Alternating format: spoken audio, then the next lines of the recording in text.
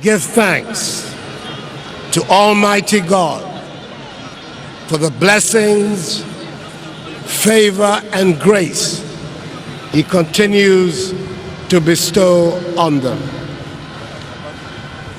Exactly a month ago, that is 7th December last year, 2016, we, the people of Ghana, in all serenity and dignity, exercised our democratic franchise freely to elect a president and parliament of our republic. We are met here today to give effect to the outcome of that exercise. In accordance with our Republican custom, I, having been declared the winner of the presidential contest on 9th December 2016 by the returning officer, the chairperson of the Electoral Commission, Charlotte Osei, have taken the oath of the high office of President of the Republic in the presence of the newly sworn Vice President, His Excellency Alhaji Dr. Mahamudu Bawumia, and the newly elected Speaker of Parliament, the Right Honorable Professor Michael Aaron Okwe. An oath administered by the Chief Justice, Her Ladyship Georgina Theodora Wood, before the elected representatives of the people assembled in this 7th Parliament of the 4th Republic.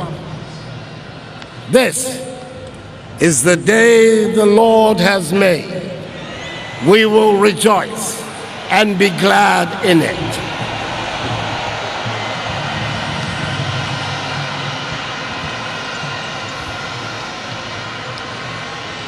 Our nation is honored by the presence at this solemn ceremony of investiture of leaders and representatives of friendly countries across the globe. In particular, those of the sister nations of our regional body, the Economic Community of West African States, ECOWAS, and of our continental body, the African Union. I salute the chairperson of the Authority of Heads of State and Government of the AU, His Excellency Idris Deby, President of the Republic of Chad. I salute the chairperson of the Authority of Heads of State and Government of ECOWAS, the historic figure, Her Excellency Ellen Johnson Sirleaf, President of the Republic of Liberia. Our special guest of honor, His Excellency Alassane Dramane Ouattara, President of the Republic of Côte d'Ivoire. His Excellency Muhammadu Buhari, President of the Federal Republic of mighty Nigeria. His Excellency Macky Sall, President of the Republic of Senegal. His Excellency Faure Gnassingbé, President of the Republic of Togo. His Excellency Professor Alpha Condé, President of the Republic of Guinea-Conakry. His Excellency Patrice Talon, President of the Republic of Benin. His Excellency Ernest Bai Koroma, President of the Republic of Sierra Leone. His Excellency Ibrahim Boubacar Keita, President of the Republic of Mali. His Excellency Roch-Marc Christian Kabore, President of Burkina Faso. We are grateful also for the presence of His Excellency Denis Sassou Nguesso, President of the Republic of Congo.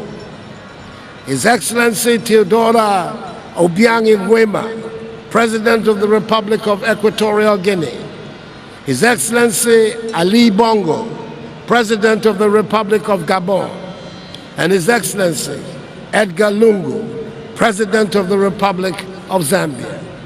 To them and the representatives of all the other friendly nations who are here, and former presidents and leaders, I say Akwaba, our famous word of welcome. I have at the outset to thank sincerely our departing President, His Excellency John Dramani Mahama, for his service to our nation. He stepped into the breach of national leadership at a delicate moment in the country's history, with the death in office for the first time of a sitting president, the late Professor John Evans Atta Mills. May his soul rest in peace. He has since steered the ship of state with conviction.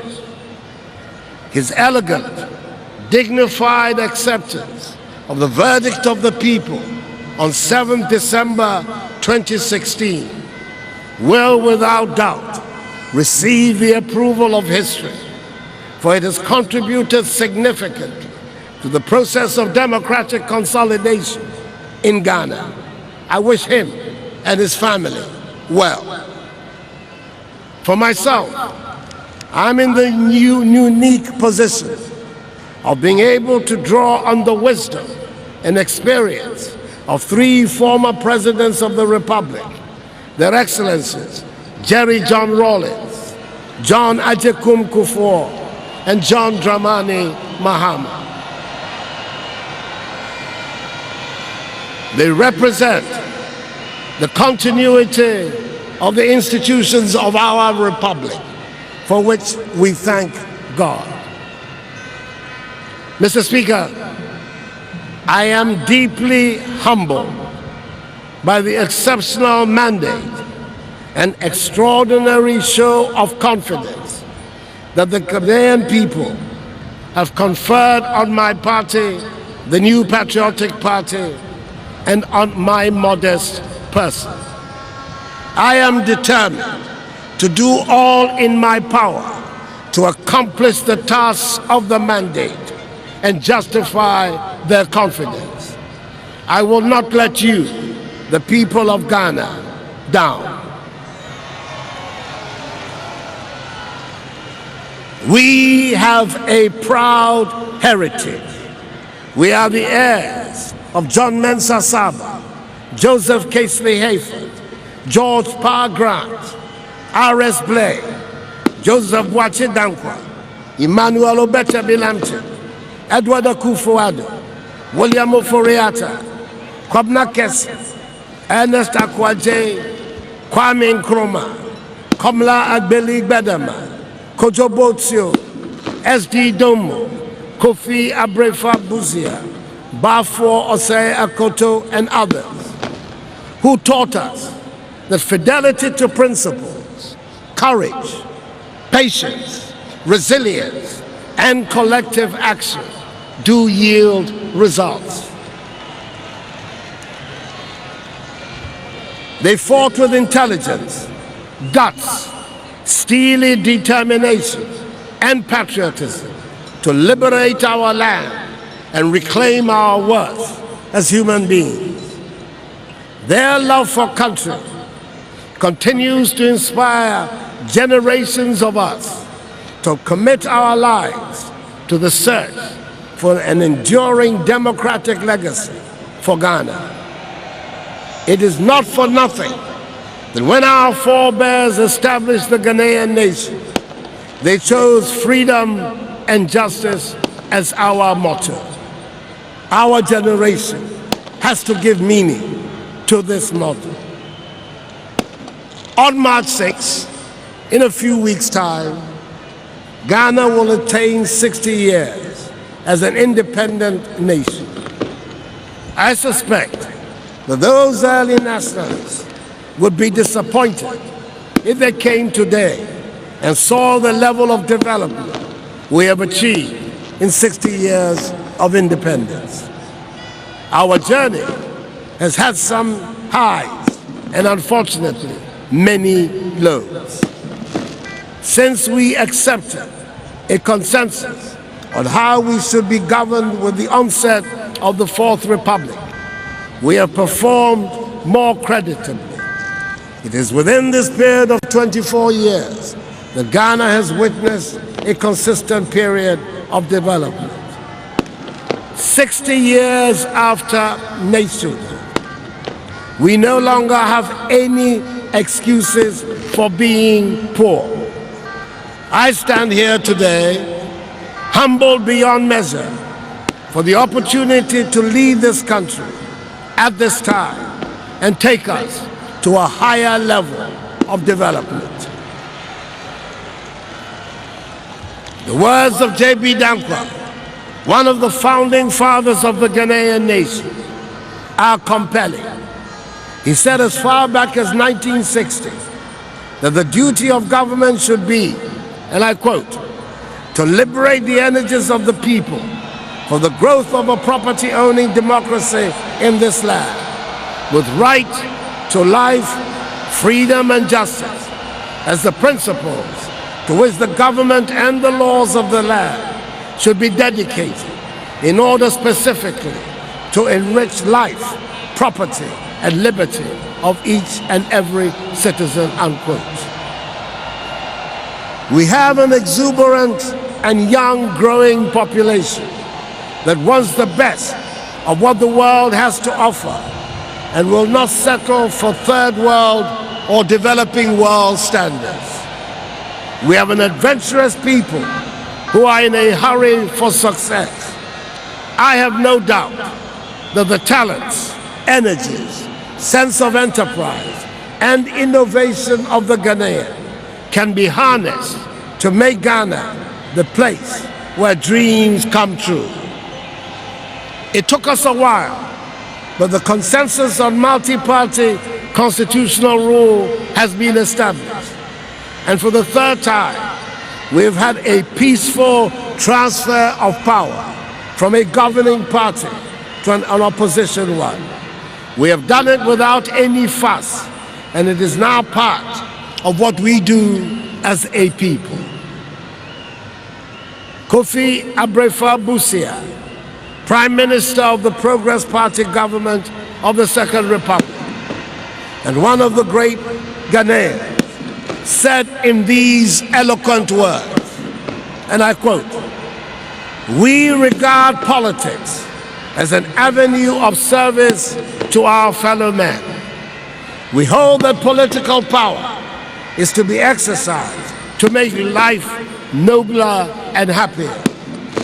Our success or failure should be judged by the quality of the individual, by his knowledge, by his skills, by his behavior as a member of society, the standard of living he's able to enjoy, and by the degree of harmony and brotherliness in our community life as a nation," unquote. We should move on to deepen our democracy. It is time to make sure that we have a true separation of powers between the various arms of government. Our parliament, the legislative arm of government, must grow into its proper role as an effective machinery for accountability and oversight of the executive, and not be its junior partner. The Ghanaian parliament, the Ghanaian member of parliament, must stand up as institutions that represent all that we hold dear and citizens can take pride in. Our judiciary must inspire confidence in the citizens so we can all see the courts as the ultimate arbiters when disputes arise, as they would. A Ghanaian judge must be a reassuring presence and the epitome of fairness. We have worked with our national constitution for 24 years, and we know the areas that require change. I believe a consensus has emerged that we must decentralize more. We must devolve more power with corresponding resources to the base of our political system and to our people in the regions and communities. We must trust the collective and individual wisdom and good sense of our people. We must restore integrity in public life. State coffers are not spoiled for the party that wins an election, but resources for the country's social and economic development. I shall protect the public purse by insisting on value for money in all transactions.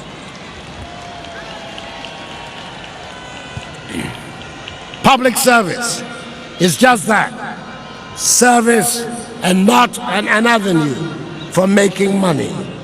Money is to be made in the private sector, not the public, and measures will be put in place to ensure this. Please excuse me, I have a bad cough. I'm sorry. We must create wealth and restore happiness to our nation. We can only do this when we have an educated and skilled population that is capable of competing in the global economy. We must expand our horizons and embrace science and technology as critical tools for our development. We believe that the business of government is to govern. Ours is to set fair rules. We will provide vision and direction and shine the light down the path of our entrepreneurs and farmers. We are indeed counting on a vibrant private sector to drive growth and create jobs. We will stimulate the creative juices of innovators. We will bring to life the adventurer in you. It is time to imagine and to dream again. Time to try that business idea again. We will reduce taxes to recover the momentum of our economy. The doors of Ghana are open again. The shutters are up again.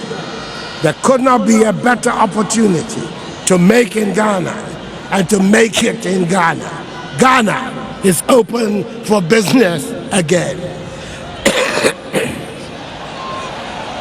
We will build a confident Ghana which is united, at peace with itself, and takes pride in its diversity. We will rekindle the spirit that made Ghana the leading light on the African continent and make our conditions deserving of that accolade. We will work with our neighbors and friends on the continent to enhance peace, democracy, and political stability in our part of the world. We will reassert vigorously the Pan-African vocation to which our nation has been dedicated. Integration of our region and our continent will be a strategic objective of Ghanaian policy. It will not be easy. We have no illusions whatsoever about the enormity of the task that we face. But I know that Ghanaians at home and abroad will rise to the occasion. They always do. It will require sacrifice, but it can be done. Others have done it, so can we. Our best days still lie ahead. Though our challenges are fearsome, so are our strengths. Ghanaians have ever been a restless, questing, hopeful people, and we must bring to our task today the vision and will of those who came before us. The Ghanaian people have summoned the change we celebrate today. They have raised their voices in an unmistakable chorus. They have cast their votes without equivocation and have forced the change. Now, we must do the work the season demands.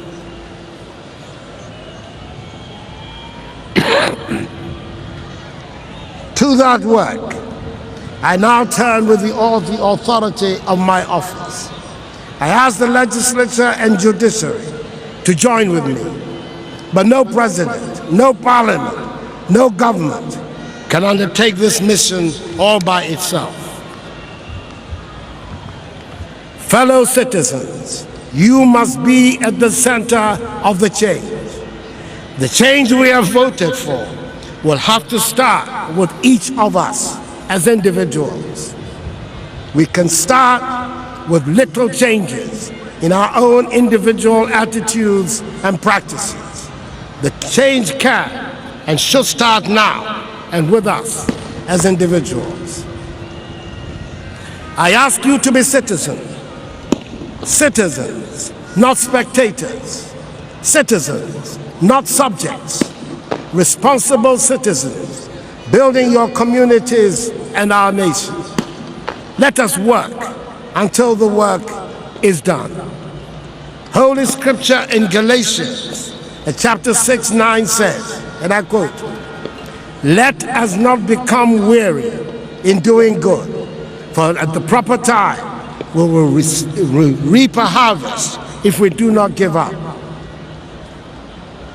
I assure you, my fellow citizens, who have entrusted me with this mandate, that I will advance my convictions with civility.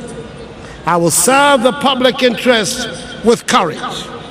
I will speak for greater justice as well as compassion, and I will call for responsibility, and I will live it as well. This is my solemn pledge. I see exciting times ahead. The rule of law will be the underlying tenet of our lives, and the law will be applicable to all of us, and not just some. We will have to work hard, harder than we have ever done before, and the hard work will be done by all of us, and not just some. There will be discipline in all sectors of our lives, and this applies to all of us, not just some. Our public service will be accorded the dignity and respect it deserves, and be made to attract the bright young people it needs. We acknowledge there will always be the need for a safety net for the vulnerable in our society, as in all other societies. Our nation will work when the marginalized and vulnerable are catered for and treated with respect. Our elderly people will be recognized for their roles in building Ghana and assured of care in the dusk of their life. We should all recognize the danger we face by the alarming degradation of our environment and work to protect our water bodies, our forests, our lands, and the oceans. We should learn and accept that we do not own the land, but hold it in trust for generations yet unborn, and therefore have a responsibility to take good care of it and all it contains. Ghana's first president, Kwame Nkrumah Osajefo, said at the end of 1957, the year of our independence, and I quote, "We shall measure our progress by the happiness which our people take in being able to manage their own affairs." Since March 6, 1957, we all say as a matter of routine that we are Ghanaians. It is time to define what being a Ghanaian ought to mean. Being a Ghanaian must stand for something more than the holder of a birth certificate or a certain passport. Being a Ghanaian must put certain responsibilities on each of us. Calling yourself a Ghanaian must mean you have signed up to a certain definable code of conduct. Being a Ghanaian puts an obligation on each one of us to work at building a fair, prosperous, and happy nation. And calling yourself a Ghanaian must mean we look out for each other. There should be no higher praise than to be able to say, I am a Ghanaian. I thank the Almighty that I'm able to say with pride, I am a Ghanaian. A new dawn has arisen in Ghana, which will enable us to build a new Ghanaian civilization, which will be the beacon of Africa and the wonder of the world. I thank you all, my fellow citizens, for making me the president of this beautiful country. Thank you, Mr. Speaker, and may God bless our homeland Ghana and make her great and strong, and may God bless us all and Mother Ghana, Africa.